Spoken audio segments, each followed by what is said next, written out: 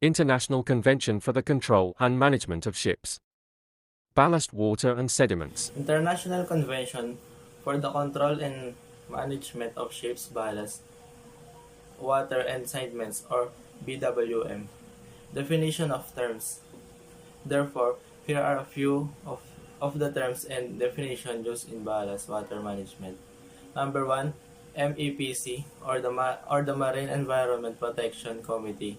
The Marine Environment Protection Committee addresses environmental issues under IMO remit. This includes the control and prevention of ship source pollution covered by the MARPOL Treaty, including oil chemicals carried in bulk, sewage, garbage, and emissions from ships, including air pollutants and greenhouse gas emissions. Number 2, AIS, Invasive Aquatic Species. Aquatic invasive species are non-native organisms that have been brought from other places into Alberta's water. These species cause or have high potential to cause harm to our environment, economy, and human health as they become established outside their natural range. Number 3, UNCED, United Nations Conference on Environment and Development, also known as the Earth Summit, was held in Rio de Janeiro, Brazil from 3-14 June 1992. This global conference, held on the occasions of the 20th anniversary of the first Human Environment Conference in Stockholm, Sweden. In 1972, brought together political leaders, diplomats, scientists, representatives of the media, and non-governmental organizations from 197 countries for a massive effort to focus on the impact of human socio-economic activities on the environment. Number 4, MSC, Maritime Safety Committee, deals with all matters related to maritime safety and maritime security, which fall within the scope of IMO, covering both passenger ships and all kinds of cargo ships. This includes updating SOLAS Convention and related codes, such as those covering dangerous goods, life-saving appliances, and the fire safety system. The MSC also deals with human element issues, including amendments to the STCW Convention on Training and Certification of Seafarers. And the number 5 is BWM, Ballast Water Management. Since the introduction of steel-hulled ships, water has been used as ballast to stabilize ships at sea. Ballast water is pumped in to maintain safe operating conditions throughout a voyage. This practice reduces stress on the hull, provides transverse stability, improves propulsion and maneuverability, and compensates for weight changes in various cargo load levels and due to fuel and water consumption. The ballast water cycle. How invasive species are introduced into the Great Lakes. Ballast water is required to stabilize an empty ship on the open sea, but those tanks can hold more than water. They often also carry foreign species. The US now requires ocean-going vessels bound for the Great Lakes to exchange their ballast sea to explore, kill with the saltwater any freshwater organisms that might have hitched a ride. But most ships that arrive in the lakes are loaded with cargo, don't carry ballast, and are therefore exempt from the law. Even empty tank can carry residual puddles and tons of muck bottom, which can be teeming with life. Just like on the first day. At the source port, cargo is unloaded, the ship takes in ballast water. Kapag daw po yung cargo is unloaded, need na daw pong lagyan ng ballast water. During the voyage after the cargo hold is demoted, ballast tanks are full. During the voyage daw po, after the cargo hold, kailangan yung ballast tank nyo po is puno na ng ballast water. At number 3, at destination port, as new cargo is picked up by the ship, ballast water is expelled. Kapag sa destination port po, kapag yung mga cargo po is kinukuha na, yung ginagawa po nila is inaalis na po nila yung ballast water dun po sa ballast tank. Number 4, on the return trip, with the full cargo hold ballast tanks are nearly empty. Ano po to? Kapag nasaan na po sila, return trip na po sila is, kailangan po yung ballast tanks nila ay talagang wala na pong laman. And may question po dito, where ballast water exchange is to be conducted? Ito po yung sagot. Ballast water exchange cannot be carried out anywhere at sea. There are certain requirements that must be complied with to perform a ballast water exchange at sea. Number 1. Conduct ballast water exchange at least 200 nautical miles from the nearest land and in the water of at least 200 meters in depth. Kapag nagkakandak daw po ng ballast water exchange ay at least nasa 200 nautical miles daw po yung lapit sa nearest land. And in the water of at least 200 meters daw po yung lalim.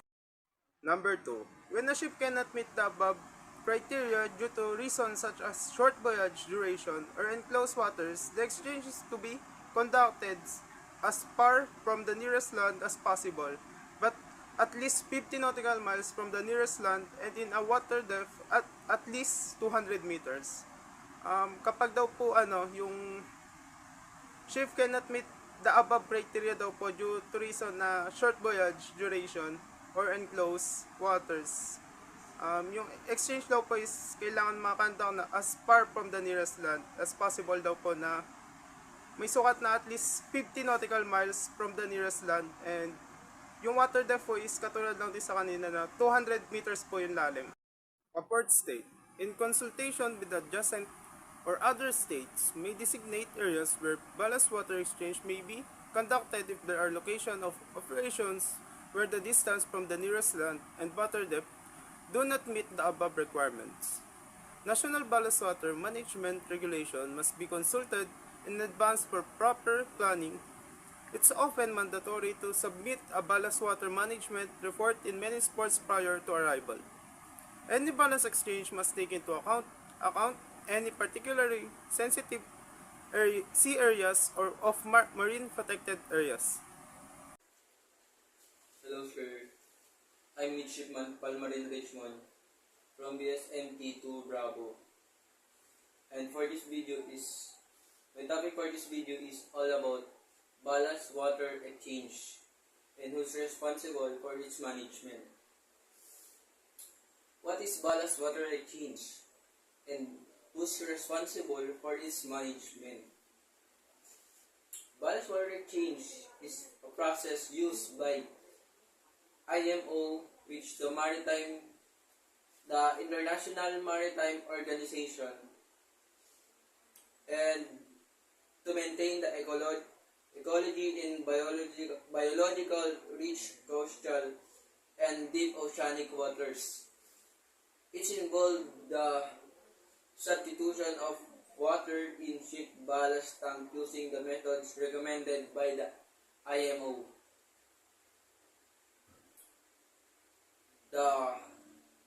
To manage the water they carry in their ballast tanks, ballast water is taken in by ship to maintain stability and balance when they are not carrying cargo. But it often contains a variety of marine organisms such as plankton, bacteria, and larvae. When ballast water is discharged at a new port, this organism can become invasive species, threatening local ecosystems and diversity.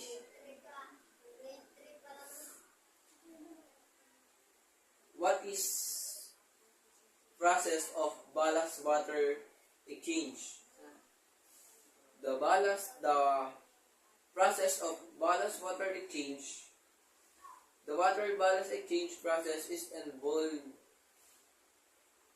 replacing the coastal water taken on board at the ship's departure departure port with open ocean water, where the likelihood of survival for coastal species is lower. The two main methods for the water change are sequential methods. Sequential method completely emptying and refilling ballast tanks in their open water. And the second method of ballast water exchange are flow through method. Flow through method pumping in open ocean water while simultaneously discharging ocean water. And that's all for the ballast water exchange. And let's talk about the whose responsibility for its management. The responsibility for its management, the first one is crew or assigned crew for the ballast water exchange, where the ship operator or ship ballast the operator of ballast water exchange. The operator of ballast water exchange, the primary responsible for conducting ballast water exchange, lies with the operator and owners. They must ensure that the process complies with regulations set by international and national bodies. And the second one for the responsible for its management of ballast water exchange is the master or the captain.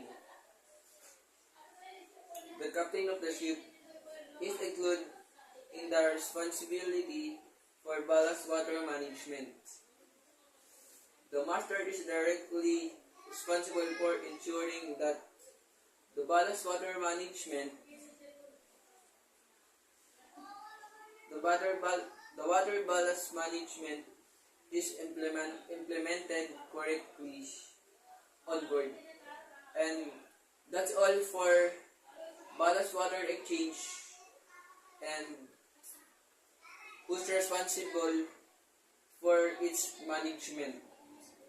Ballast Water Management Convention. The Ballast Water Management Convention, or BWM Convention, full name International Convention for the Control and Management of Ships, Ballast Water, and Sediments 2004, is a treaty adopted by the International Maritime Organization (IMO) in order to help prevent the spread of potentially harmful aquatic organisms and pathogens in ships' ballast water. From 8 September 2017, ships must manage their ballast water so that aquatic organisms and pathogens are removed or rendered harmless before the ballast water is released into a new location. This will help us prevent the spread of invasive species as well as potentially harmful pathogens. IMO is the United Nations specialized agency with responsibility for developing global standards, ship safety and security, and for the protection of the maritime environment and atmosphere from any harmful impact of shipping. The Ballast Water Management Convention is an international treaty established by the International Maritime Organization (IMO) in 2004 to combat the spread of invasive aquatic species through ship ballast water. Ballast water is essential for maintaining the ship's stability, but it often contains organisms from various marine environments that can disrupt local ecosystem with discharge. The convention set out a comprehensive framework for managing ballast water to minimize this risk. Key provisions include mandatory ballast water exchange practices, which requires ships to perform exchange in deep water away from coastal areas to reduce the likelihood of introducing invasive species. Additionally, ships must install approved ballast water treatment systems that meet strict discharge standards, ensuring that any residual organisms are below harmful levels. Record keeping is another vital aspect with ships. required to maintain detailed logs of their ballast water management activities. This will help authorities monitor compliance and enforce regulation. By addressing the issue of ballast water, the convention aims to protect marine biodiversity and ecosystem worldwide, preventing the ecological and economic impact associated with invasive species. Overall, it represents a significant step toward sustainable maritime practices and the safeguarding of marine environment. The D2 standard specifies the maximum number of viable organisms allowed to be discharged, including specified indicators, microbes harmful to human health. From the date of entry into force of the BWM Convention, all ships must conform to at least the D1 standard and all new ships to the D2 standard. Eventually, all ships will have to conform the D2 standard for mass ship. This involves installing special equipment to treat the ballast water. IMO member governments meeting in the Marine Environmental Protection Committee have agreed in a implementing timetable for existing ships, linked to the ship's International Oil Pollution Prevention Certificate Renewal Survey. The Ballast Water Management Standard D2 represents a significant leap forward in the effort to combat the transport of harmful aquatic organisms via ships' ballast water, unlike the more rudimentary T1 standard, which relies on the ballast water exchange. D2 mandates the use of approved treatment system that must effectively reduce the concentration of viable organisms to specific thresholds before discharge. The D2 standard specifies the maximum number of viable organisms allowed to be discharged, including specified indicators, microbes harmful to human health. From the date of entry into force of the BWM Convention, all ships must conform to at least the D1 standard and all new ships to the D2 standard. Eventually, all ships will have to conform the D2 standard for mass ship. This involves installing special equipment to treat the ballast water. IMO member governments meeting in the Marine Environmental Protection Committee have agreed in a implementing timetable for existing ships, linked to the ship's International Oil Pollution Prevention Certificate Renewal Survey. The Ballast Water Management Standard D2 represents a significant leap forward in the effort to combat the transport of harmful aquatic organisms via ships' ballast water, unlike the more rudimentary T1 standard, which relies on the ballast water exchange. D2 mandates the use of approved treatment system that must effectively reduce the concentration of viable organisms to specific thresholds before discharge. Hello guys, good afternoon. So this afternoon we'll be discussing about ballast water treatment. Ano nga ba yung ballast water treatment? So, ballast water treatment system or BWTS, ito yung system. Isa siyang system na dinesign para mag-destroy or remove to eliminate inactive biological organisms sa ballast water. Ballast water treatment is still evolving technology with an ever-growing number of manufacturers. Yun nga, sabi dito, nag-eliminate siya or remove, destroy inactive biological organisms. Ano nga ba yung mga inactive biological organisms? So, ito yung mga zooplankton, algae, at saka mga bacteria. Yun yung mga inactive biological organisms na nanggagaling sa mga ballast water na kailangang ma-eliminate or to remove.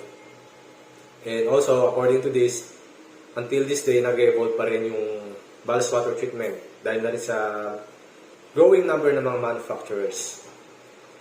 Also, we have the most common ballast water treatment found on ships. Ito guys, yan. Papakita namin sa picture. Yan. Bale, kung nakikita niyo sa picture, meron tayo ditong step 1 and step 2. Sa step 1, we have filtration and it says one of these secondary treatment types. Sa step 2, meron tayong chemical disinfection, UV treatment, deoxygenation, heat treatment, and ultrasonic treatment. Later on, I will discuss this guys. I will explain. Okay, moving forward. Why do you need ballast water treatment? Bakit nga ba natin kailangan ng ballast water treatment? Okay, so the aim of ballast water treatment is the elimination of invasive marine species. Ano ba yung mga invasive marine species? Ito yung tulad ng mga zebra mussel, Asterias amurensis, European green crab, Chinese mitten crab, and etc. Yun yung mga invasive marine species, guys. Okay, so the USDA, or the United States Department of Agriculture, reports that ballast water is one of the major pathways for the introduction of non-indigenous marine species. Sabi dito, yung ballast water daw is one of the major pathways para sa introduction ng mga non-indigenous marine species. Sorry. Excuse.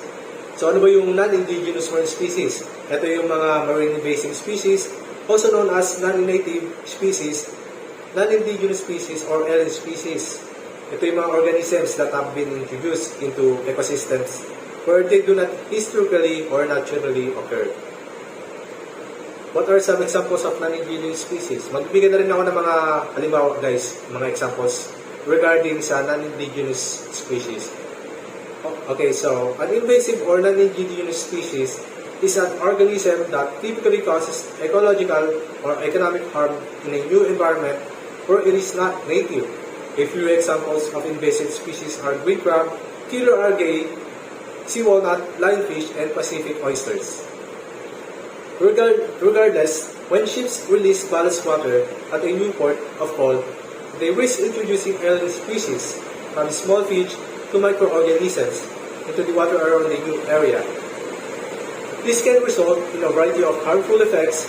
The European Maritime Safety Agency queried invasive marine species with microbial exposure, lower habitat quality, and other dangers that can ultimately harm fishing and even protected species in the region.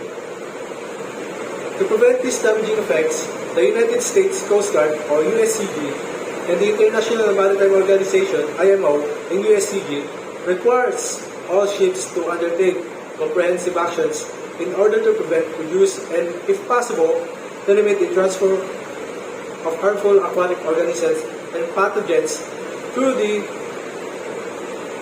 control and management of ships, ballast water, and sediments.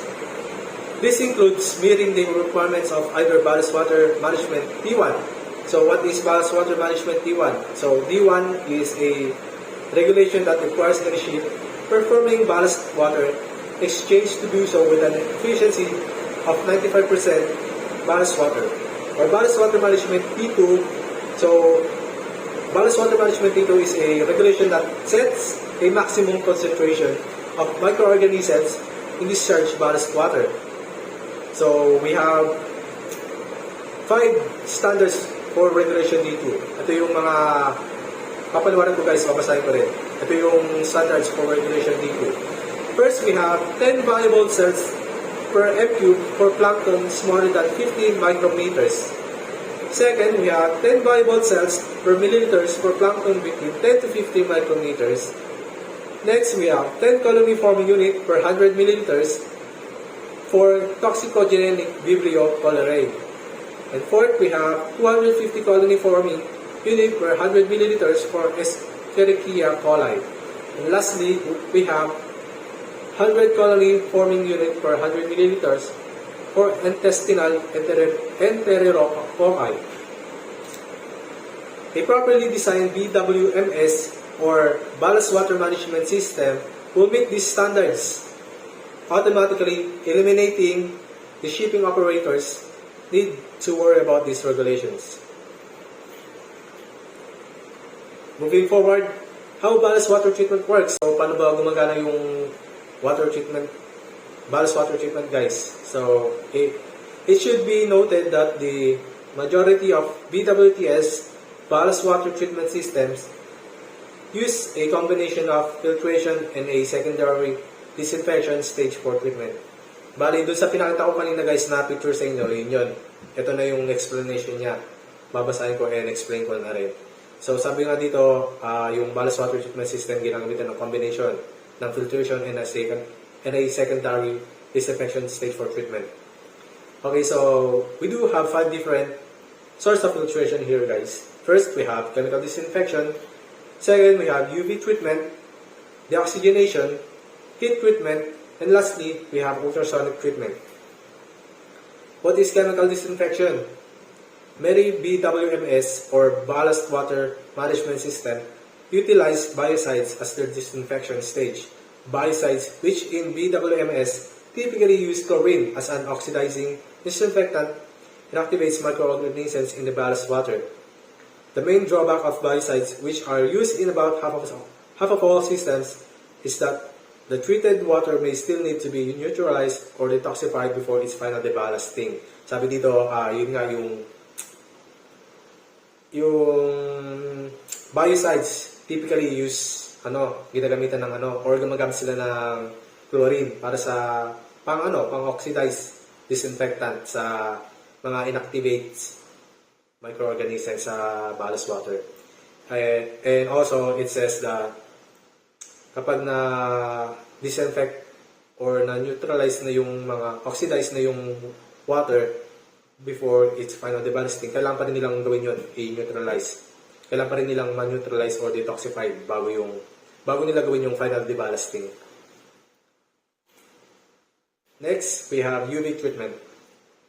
UV lamps in ballast water treatment systems disrupt organisms' DNA, rendering them non-viable and preventing their growth. However, UV effectiveness depends on the quality of the filtration system, as it can be affected by low TSS waters. Sabi dito, yung UV lamps ay crucial. Napaka-importante din ito sa ballast water system treatment. Sabi dito, it disrupts organisms. Bali, yun nga, dinidisrupt niya yung mga organisms mula sa ballast water. And ano nga ba ibig sabihin ng TSS waters? TSS means total suspended solids. It refers to waterborne particles that exceed 2 microns in size. Any particle that is smaller than 2 microns, on the other hand, is considered a total dissolved solid, or TDS. Next, we have deoxygenation. Like biocides, deoxygenation kills any living organisms in the ballast water. The ballast water treatment system injects an inert gas into the tank or the ballast flow to asphyxiate the organisms. This system can be effective, but it is important to note that this process takes 2 to 4 days and requires the tanks to be sealed against atmospheric oxygen. Deoxygenation is not recommended for short transits. Sabi dito, ginagamitan nito ng inert gas. Injects an inert gas. Ano ba yung ini-inject na gas? Yun yung such as nitrogen. Yun, ginagamitan siya ng nitrogen. And yun nga, sabi dito yung biocides, deoxygenation, it kills any living organism in the ballast water. Pinapatay niya or ini-eliminate niya rin mga organisms mula sa ballast water. Next, we have heat treatment. As the name suggests, heat treatment involves heating ballast water until it kills any organisms in the water.